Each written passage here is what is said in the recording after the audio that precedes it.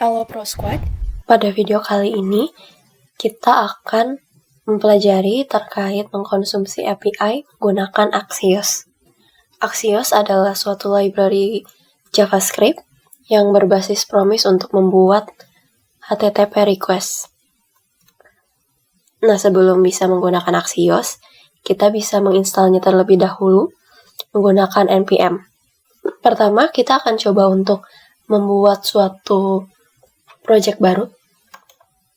Misal, kita membuat folder dan kita namakan products. Lalu kita buka di terminal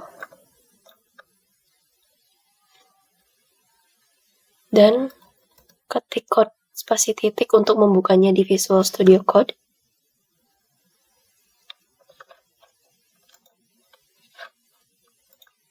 Lalu buka terminal dan kita akan menginisialisasi project ini menggunakan npm init. Kemudian klik enter. Nah, sekarang sudah terinisialisasi project ini. Selanjutnya, kita akan lihat terlebih dahulu file package.json ini. Di sini terdapat informasi terkait project yang kita buat. Kita akan menambahkan type modul. Ini digunakan untuk ekspor dan import nantinya. Dan kita bisa membuat script juga, yaitu start, yang nantinya akan menjalankan node Axios.js. Oke, save. Lalu kita buat file baru. Kita bisa namakan Axios.js. Nah, di sini kita akan melakukan request dengan menggunakan Axios. Sebelum itu, kita harus menginstal Axios-nya dulu menggunakan npm install Axios. Dan kita tunggu sampai proses instalasinya selesai. Nah, jika sudah, dan teman-teman lihat di package.json, sini sudah ada library atau package baru yang sudah terinstall, yaitu Axios. Kita kembali ke Axios.js. Nah, yang pertama, kita itu akan melakukan request get. Kita bisa lihat dokumentasinya di dummyjson.com. Kemudian klik yang products. Kita akan melakukan request get all products ini. Kita copy, kita kembali ke Visual Studio Code. Kemudian, sebelum bisa menggunakan Axios, jangan lupa diimport terlebih dahulu. Setelah itu, di sini kita bisa melakukan axios.get dan masukkan URL-nya. Lalu, kita akan coba menggunakan chaining terlebih dahulu. Untuk menggunakan then. Dan di sini then itu akan mendapatkan suatu response. Kita akan coba menampilkan responsnya di konsol. Dan isinya itu response.data. Kemudian jika kita kembali ke dummyjson, di sini datanya itu ada di dalam key products. Nah, berarti kita kembali ke Visual Studio Code. Di sini juga kita tambahkan products. Kemudian jika terjadi error, bisa kita catch error dan kita tampilkan juga errornya di konsol. Oke. Setelah itu di save dan kita coba jalankan menggunakan npm start.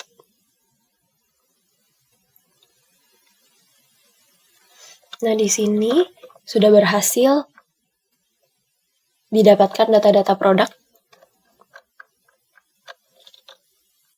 Selanjutnya, kita akan coba menggunakan async await untuk melakukan request get ini. Yang pertama itu kita akan coba menggunakan async await tanpa try catch.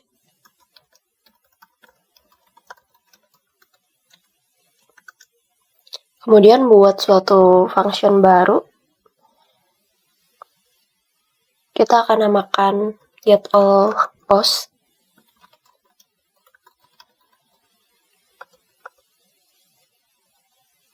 Dan karena di sini menggunakan async await, berarti kita harus menggunakan keyword async.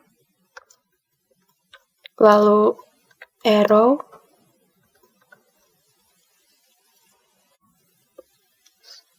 Di dalamnya kita buat suatu variabel namanya response. Dan di sini kita menggunakan keyword await. Axios.get. Ini kita bisa copy saja untuk endpoint-nya. Kemudian kita akan tampilkan juga di konsol response.data.products. Sebelum di run, ini coba kita komen terlebih dahulu. Terus kita save. Dan kita panggil function getAllPost ini.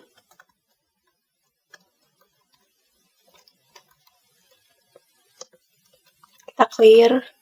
Lalu kita jalankan npm start. Nah, ini juga sudah berhasil untuk mendapatkan data baru. Tapi di sini jika ada error, errornya itu tidak akan tercatch. Makanya kita dianjurkan untuk menggunakan try catch. Untuk handling errornya, di sini kita bisa tambahkan, kalau ini untuk with try catch ya.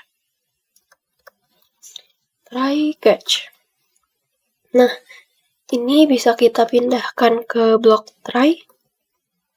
Dan untuk errornya bisa kita tampilkan di konsol juga.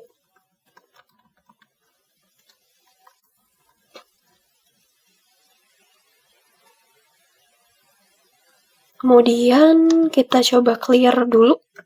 Lalu kita run lagi.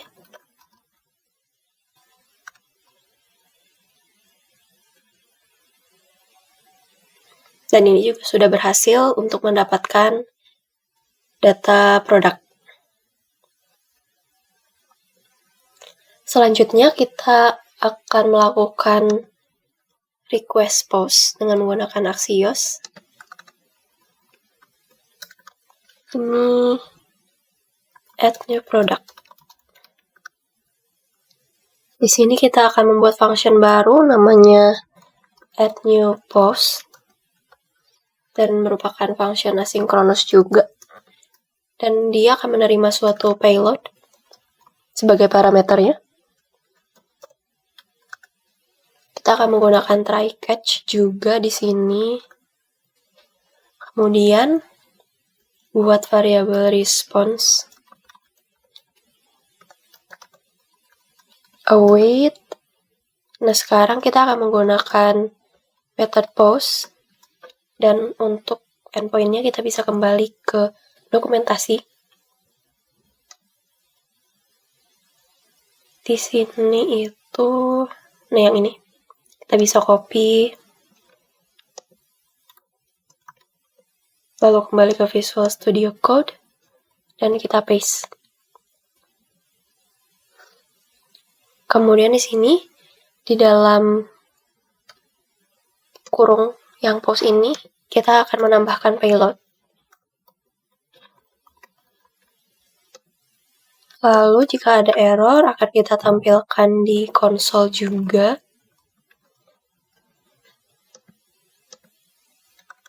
Nah,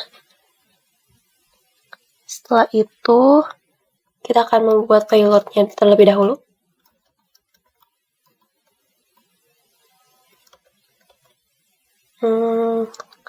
Payloadnya ini berupa objek. Di dalamnya ada title, hello world, kemudian ada user ID juga, misal 5, dan body-nya itu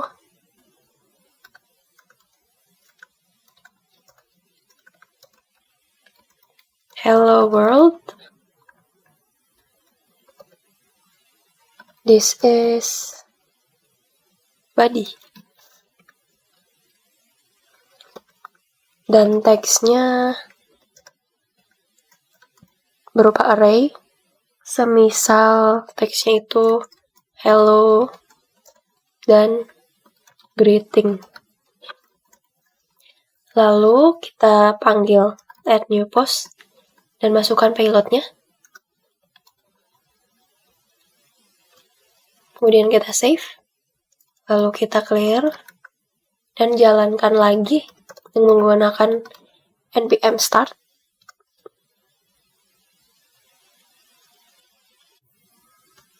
Oh ya, di sini belum ditambahkan konsol untuk menampilkan responsnya jika berhasil.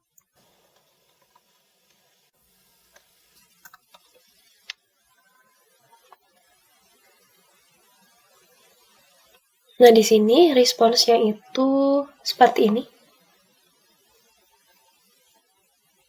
Jika kita scroll ke paling atas, di sini statusnya itu 201, yang berarti sudah berhasil tercreate data baru. Kemudian jika kita ingin melihat datanya itu berarti yang ini. Title-nya Hello World, user ID-nya 5, body-nya Hello World, this is body, dan ada teksnya juga.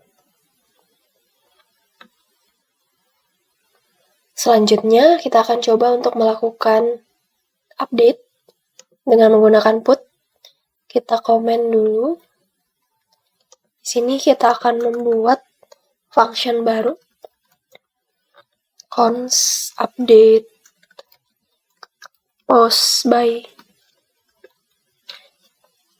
ID. Function ini akan menerima dua parameter yaitu ID dan payload.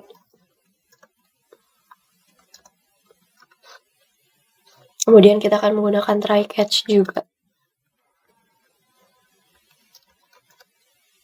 Response await Axios dengan metode put. Lalu kita kembali ke dokumentasi dan kita bisa copy URL yang ada di sini dan kita paste. Lalu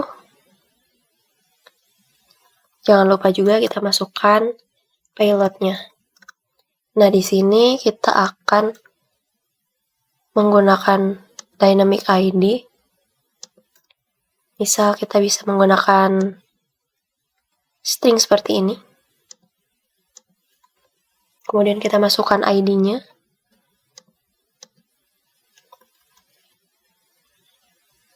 Berarti ID-nya ini akan berubah sesuai dengan parameter yang nantinya dimasukkan oleh kita.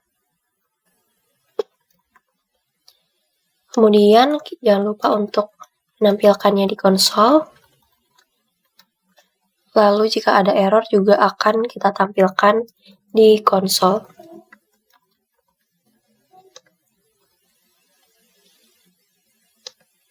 Kemudian kita buat payload baru untuk update. Kita namakan payload update saja. Berupa objek juga. Dan di sini kita misal ingin mengubah suatu title. Goodbye world. Setelah itu kita panggil functionnya dan kita masukkan ID 1 dan payloadnya itu payload update. Lalu kita clear dulu konsolnya dan run lagi dengan menggunakan npm start. Nah, di sini itu sudah berhasil terupdate datanya. Title-nya sudah berubah menjadi Goodbye World untuk ID 1. Dan yang terakhir, kita akan coba untuk melakukan request delete data atau menghapus data. Kita kembali ke dokumentasi dan di sini kita bisa menggunakan endpoint yang ini. Kita copy, kembali ke Visual Studio Code. Di sini kita komen saja. kita akan membuat function baru, delete post by ID. Dia juga akan menerima parameter ID menggunakan try catch. Buat variabel response await axios dot delete dan kita paste URL-nya. Jangan lupa diganti agar bisa menggunakan dynamic ID seperti ini.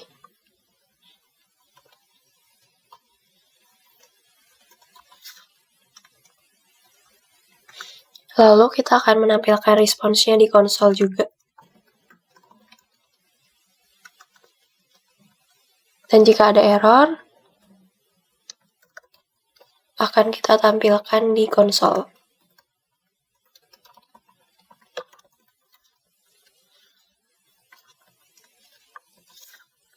Setelah itu, kita akan panggil function ini dan kita akan masukkan parameternya 1. Lalu kita save dan kita jalankan npm start.